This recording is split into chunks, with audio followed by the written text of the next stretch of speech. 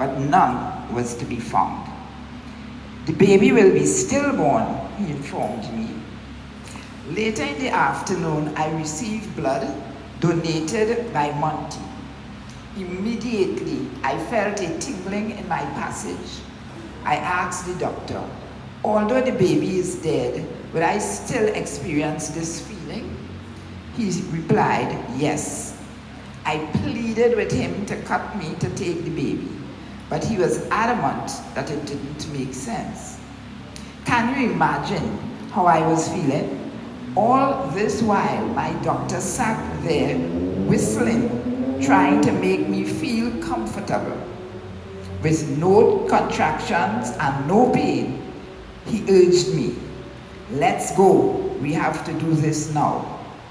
He implored me to push, come on Montano, force, and I did. The baby's head came out, and then he continued to insist, Montano, force as though you are constipated. I closed my eyes, and with the greatest series of pushing, the baby eventually came out.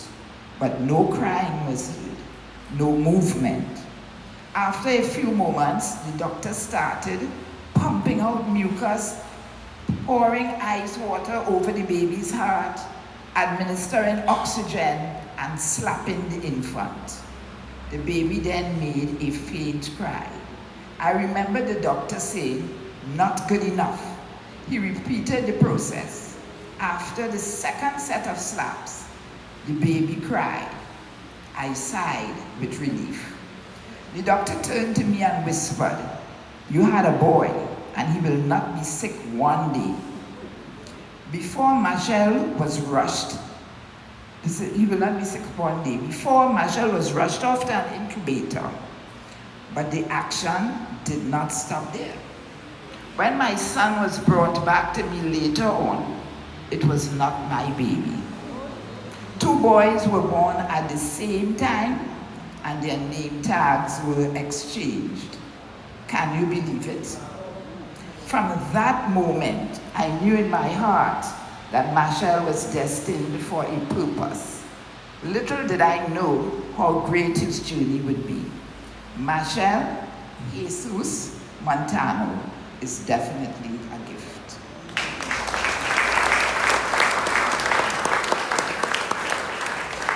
So that was the birth. What we found out, again, is that the baby who Machel was exchanged with was East Indian. And Machel is African. Could you imagine if I had taken the wrong baby?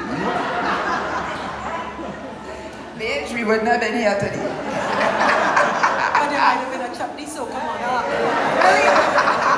But somebody else's house. Yeah, but strange enough, that little guy followed us throughout Machel's career, going by these parties and telling people outside, you know, I was exchanged with Machel Montano. And then when we launched our movie in 2015, he was invited to the premiere. And he came to me, he said, you know, Mrs. Montano, every time I see Machel sing, I feel it's me. He honestly said that. Okay, so that's the first part. Then Machel went on, I think 1982 is when he started. He was 7. At 9, Machel decided to enter the National Junior Calypso competition. And here I'm reading on a second chance. The morning of the preliminary round of the Junior Calypso Monarch competition, we headed to Port of Spain, armed with a cassette player and a cassette to use as backup music to accompany Machel's performance. He started singing and everything was going well until suddenly the cassette tape burst. I saw the disappointment on his face as our eyes met, and I wondered what was next. Fortunately, the official, Miss Machel, said to Machel that if he could rehearse with the band that was accompanying the other young contestants, he would be given another chance. Years later, Machel reminded me that the mighty choked us and the Lord Relator, now legends, were part of that accompanying band. They came through for him, and the rest was history. But following his win of the National Junior Calypso Crown, controversy reigned. The Trinidad and Tobago Unified Teachers Association president at the time, Anthony Garcia, praised the Calypsonian Penguin for capturing the national Calypso title with his composition, Soft Man, but said he was saddened by the lyrics of the letter sung by Machel. The letter was written to the Minister of Education, pointing out some of the ills of the teachers at the time. And he said, why you blame me?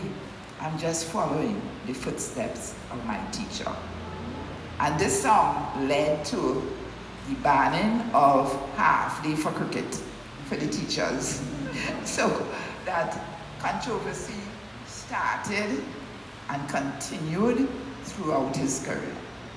Do we have time to read some more? Oh. Would you like to hear one more? Yeah? Oh, they still by the book, eh? We're trying to get all the milk from the cow and then say I need a cup.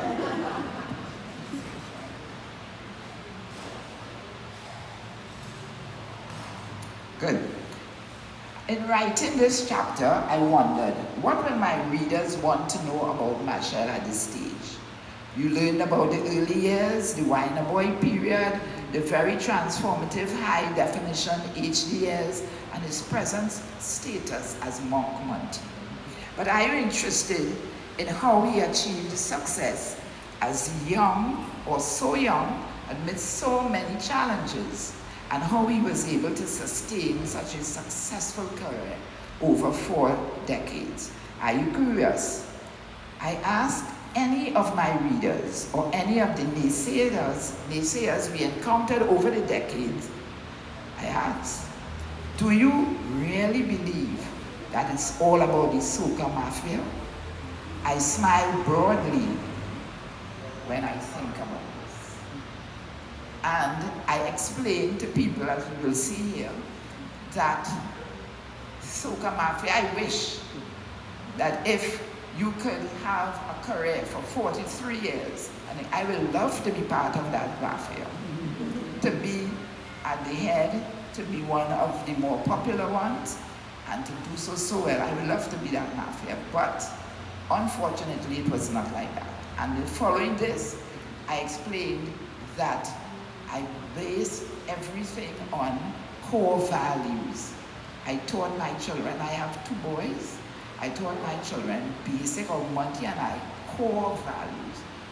Resilience, the importance of education, the importance of hard work, the importance of sharing, the importance of cooperating, of collaborating, unity, love, oneness. So if you listen to Machel throughout his career, no matter what he sings, it is always about love, unity, coming together. He has worked with so many Caribbean artists and international artists, just trying to get this music to a certain standard. And today, at 50 years, he's still doing so.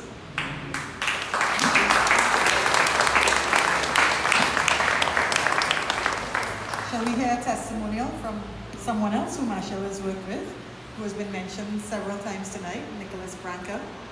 Even though he's here in person, he's also recorded a little testimonial. Hey people, congrats on the book, Liz. It is important that we document these things. We in this part of the world don't spend a lot of time documenting. And Machel's journey is a very important journey in the context of soca music. I've known him for 40 years now. I have always admired his commitment to excellence and his desire to carry soca music to the world while not trying in any way to compromise its history and its cultural meaning. That is something that is very important. I've always respected that. His vision has always been clear and his execution has always been stellar. And without you, we know without you, well, he won't be alive to start with, but then he also would not have had the kind of success that he's had. So congrats to you, and by extension to him, and much more in the future. Love you. All the best.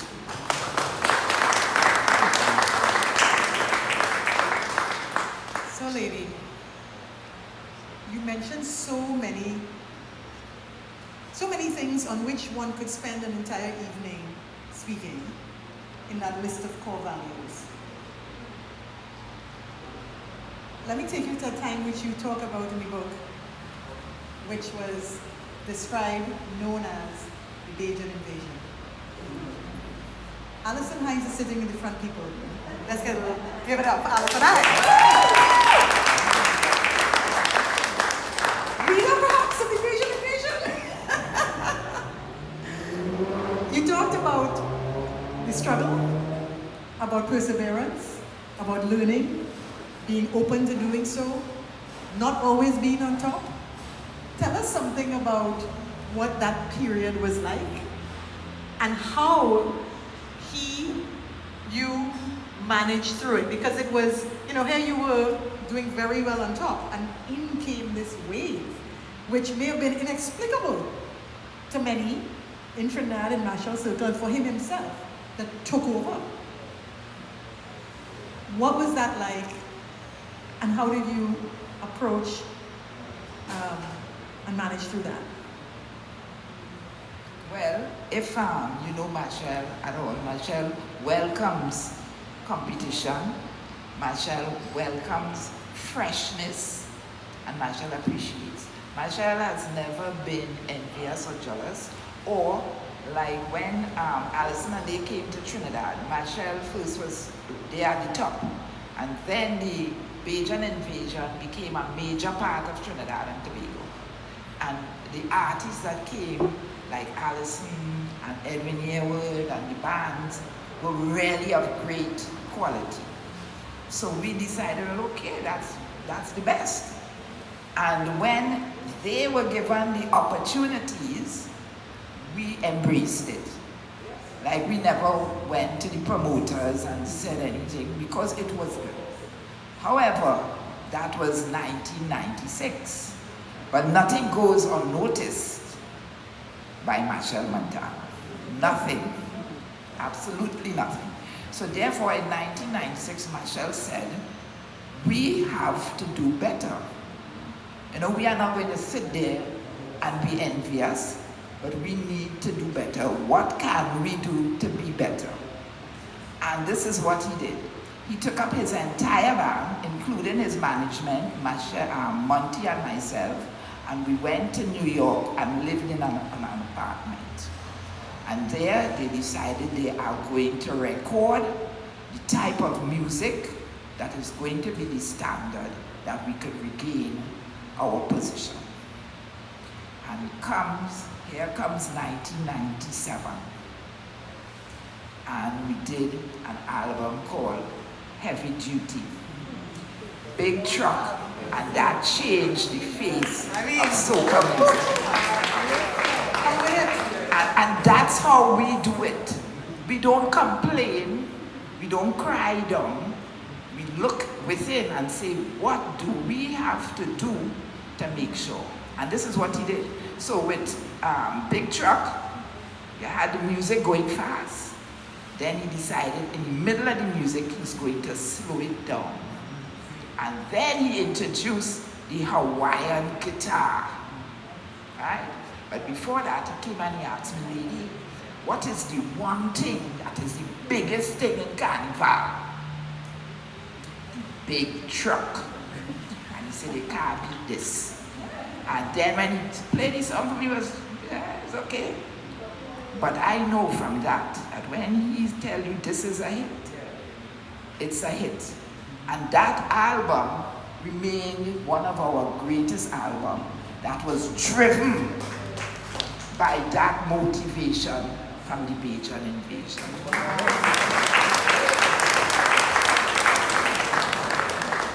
Look and listen and learn. Some people may be wondering, first of all, who is Maxine Williams? Second of all, why is she holding the mic and hosting this thing? I met Mrs. Montano through, again, challenging circumstances for the family. See, there was a time when a big concert was planned. And it was in Trinidad. It was to mark, what was it, to mark? Like what anniversary? 18 years in the business. Real and we Unity. were going to have, for the first time, a concert. Okay. The first time he was putting on a concert. Real Unity is what it was called. And Real Unity should have been known as the biggest, most dramatic, most enjoyable, most impressive concert ever. Unfortunately, it became known for a tragedy which happened that night. Which is that Machel came out on stage, the energy was so high, everybody was so ready. He came out of a birthday cake, I believe. And when he came out and people jumped up, the people on one of the stands, as they came back down, the stand collapsed. And it was mayhem. And it was a really awful tragedy, what should have been a moment of glory. I became a lawyer, well, I was a lawyer, who became someone who was representing several people who were injured that night. I went from doing that, meeting Machel one night, randomly, and having a conversation about the ways in which wrong can happen, unexpectedly, unplanned, unintentionally. There may be harm, something has to be done about it, how you manage through the issues that arise as a result of that. I mean, he was devastated by what happened that night, but was also being held accountable by people. It was difficult. And this was not, I mean, how old was Machel at the time? He was 2000. 2000. He could have been 25 or 20 years. Right, so this is not like a big hardback man, but had to manage through all of these things. And what would it mean for his reputation and all of it? Anyway, out of this, what you could consider a very charged moment of conflict, we became great friends, understanding, listening, learning from each other, and soon enough became sort of part of this family where, again, we are using all of the moments as learnings, all of the challenges, right? Whatever comes is a time to learn and to get better and to do better, to find that in it. And this has been a constant throughout your lives. We launched this book, Mrs. Montano launched this book in 2022 in Trinidad and has since been doing a book tour. This is the beginning of the second part of that tour. We talked then a little bit about a time when, later on, when I became their lawyer and received a call that Machel and Lady were in jail, imprisoned for drug trafficking. Yes. All over the papers. Imagine that. All over the papers. They were caught and charged with trafficking drugs in St. Martin. And prison. And in prison. Maybe you could talk for a couple minutes about how you learn from these difficult experiences and how you manage through them to come back out on top. Because each of those things are things that would crush somebody, just one of them. And over these many decades, you have had so many of them. Well, that answer lies, I think, with the person I have been from the time I was a child. If I'm faced with a challenge, I always say to myself, which I think is something I learned, I say, God, grant me the serenity to accept the things I cannot change, the courage to change the things I can, and the wisdom to know the difference. And once I can do something, I don't cry over it, I don't worry, I just say, what's next? So when we had that incident in Real Unity, everybody devastated, my husband was devastated, but Machel and I sat down and we decided that the show must go on. We changed the whole atmosphere of the show, and it went on. And Machel was strong, and I was there, because we could have done it. Then we spent 10 years going to court. 10 years people came against us. Some were damaged. Some came with all damages and asked for money, which they did. And their family came back some years after to say, lady, I'm sorry, but this person was really damaged before and all this. Okay, we move on to that. But we moved on and came out very resilient. And every time something happens, we come out stronger. Because when we go in again, remember I was saying about these core values. I always taught my children, do not be disappointed. Do not feel down or feel defeated. Once you can do something, we are going to get through it. And we did. Then came, well, we had many in between. Then came the great 2003. We went to Canada. Coming from Canada, we went to Jamaica, and then we were going on to St. Martin. Now, my husband and I, and my 2 children, we lived in Jamaica for 3 to 4 years. Both Monty and I studied at Mona in the 70s. And we knew that every time you come to the gate of the airport, they scan your bags before you get into the airport, right? And then when you get by the counter, you get that again. So I'm not worried. I checked in. We were very, very careful. We checked in 27 bags. And we went and we reached the St. Martin. When we reached the St. Martin, they had the dogs there smelling the bags. And then I see 2 bags the dogs smell, and they threw they give them a reward. And hear me, I say, boy, they catch somebody today. Yeah, because I don't have cocoa inside, so I am looking for it, and I went about my business. The next day, while I was doing something, Machel was in he went to a press conference for the show we had in St. Martin. I got a phone call. We were on the French side, and this was happening on the Dutch side. Come, Machel has been arrested. So I said, but what's going on? And then that time Nappy now came with me, and we went down now, and they said, bring passports. Now that was the whole back page, all of them were there, we got. So I went there. When I passed, I saw my son behind bars, and as I explained, that was one of the worst feelings I ever had in my life.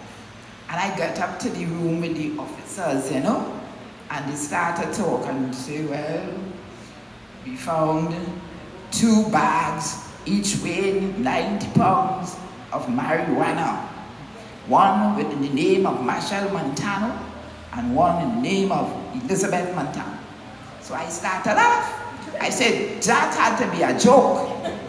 Because first to begin, I find they insulting my intelligence and my integrity. Because I live in Jamaica. I'm not so stupid to bring, and it was 70 pounds at the time was the normal weight. How I going with marijuana with 90 pounds? I had to be real stupid. I can't understand that. So I laugh. The officer turned to me and said, ma'am, don't laugh, because in this country we have no bail. And you too, you are arrested. And we went to jail. But then I had the evidence. Because we don't ever put Machel name on a bag. First we did. They put my name, and we don't put Elizabeth Montano. We put E. Montano. See, we were able to bring those tags saying E. Montano. And that was that is how we escaped. And you know what they said? They said, what? Lack of evidence. And this is how we got off. And I never, when I was Machel manager, ever went back to St. Martin. I say me, for when I go back for them to say they find evidence? No, partner. So what I did was, anytime they send for me, I tell them, you have to send me a letter saying wrongful arrest. And they didn't want to do it. And I never went back. Until new management, new heart, and I think they now worming their way back after so many years. But I said, never insult my integrity or my intelligence. 90 pounds of marijuana? She more vexed with the fact that they thought she was a dotive thief. Yes. That's what really hurting her. Not the marijuana. What do you think is stupid? It is so interesting. First of all, this story of the arrest, that is in the book, and Real Unity's in the book, and many others. So many times during these difficult times, two things I noticed. One is that you can also find room to laugh. So Machel's version, I met them at the airport